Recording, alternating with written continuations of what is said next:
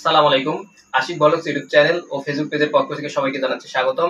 আজকে আমরা হর ও লব বিশিষ্ট ভগ্নাংশের মধ্যে কোনটি বৃহত্তম কোনটি ক্ষুদ্রতম এই বিষয়টি বের করার একটি সহজ টেকনিক শিখবো ইনশাআল্লাহ। তো আমরা মেইল আলোচনাটি শুরু করি। এখানে আমাদের বলছে ভগ্নাংশটি হলো 4/7, এটা এখানে আছে 5/8, এখানে আছে 7/11, 2/3। এবার বলছে কি কোন ভগ্নাংশটি বড়।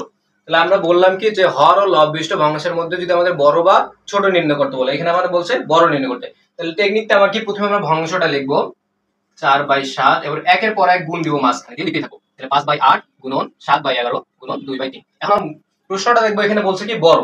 যদি বড় নির্ণয় করতে বলে তাহলে যে ভগ্নাংশের ক্ষেত্রে আমরা যে কাজটা করবো আড়াআড়ি গুণ করব।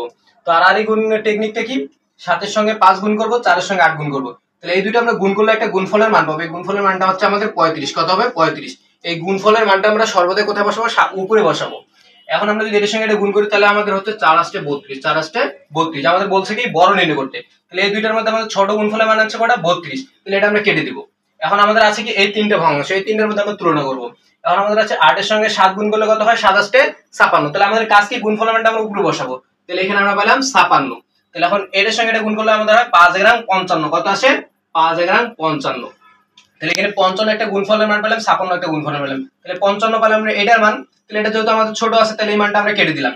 এটা আমাদের কেসে বড় আছে। এখন এই দুইটার মধ্যে আমরা দেখব, এই দুইটার মধ্যে আছে 11 দুগুণা 22, 11 দুগুণা কত? 22। এবার 3×7 কত?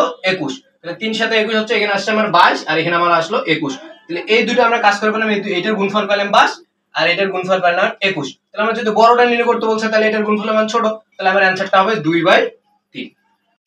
তাহলে আমরা এই ম্যাথ থেকে জানতে পারলাম যদি আমাদের ভগ্নাংশ বড় নির্ণয় করতে পারে তাহলে যে ভগ্নাংশগুলো আমরা তুলনা করব তার মধ্যে আড়াআড়ি গুণ করব। আড়াআড়ি গুণ করার পর আমাদের যে গুণফলের মানটা বড় আসবে সেই ভগ্নাংশটা হবে বড়। যেমন এখানে আমরা করছিলাম 5×7 = 35, এখানে 35 আর এখানে আছে 4×8 = 32। তাহলে এই দুইটার মধ্যে আমার কার গুণফলের মান বড় আসছে? এটার গুণফলের মান বড় আসছে আর এটা ছোট আসলো, এটা কেটে দিচ্ছি, এটা আমার বড় ছিল। অনুরূপে বাকিগুলো করছি। তাহলে চলো আমরা আরেকটি অঙ্ক সমাধান করার মাধ্যমে বিষয়টা ক্লিয়ার হই। আমরা সেই আগের সিস্টেমে এখন ক্ষুদ্রতম কোন ভগ্নাংশটি সেটা বের করার চেষ্টা করবো ইনশাআল্লাহ। তো দেখি আমরা আগের টেকনিকেই, এখানে লেখা আছে 3/4, 5/6, 7/9, 9/13 কোন ভগ্নাংশটি ছোট। তাহলে প্রথম কাজ কি, আমরা ভগ্নাংশগুলো লিখবো এবং মাঝখানে গুণ দিব। 3/4 গুণন 5/6 গুণন 7/9, আবার গুণ দিলাম 9/13। এবার আমরা নির্ণয় করতে বলছি কি কোনটি ছোট। তাহলে ছোট বাদে যেটা আমার বড় হবে সেটা আমরা কেটে দেব। আড়াআড়ি গুণ আমাদের 4×5 = 20, মানটা আমরা সর্বদা কোথায় লিখবো? উপরে লিখবো। তাহলে এখানে আমাদের আসতেছে 20, এখানে আছে 3×6 = 18, এখানে আসতেছে 18। তাহলে কার গুণফলের মান ছোট? আমার 18। এটার আমার গুণফলের মান ছোট আসছে। তাহলে আমার ছোটটা নির্ণয় করতে বলছে, তার মানে এটার কাজ শেষ, এটা আমরা কাটে দিলাম, বড়টা আমরা নিব না। এখন এটার সঙ্গে আমরা বাকিগুলো তুলনা করব। তাহলে বাকিগুলো তুলনা করলে 4-এর সঙ্গে আমরা যদি 7-এর গুণ করি তাহলে 4×7 আসে আমার 28। আর এখানে আমরা 3 এর সঙ্গে 9 গুণ করলে আসবে কত?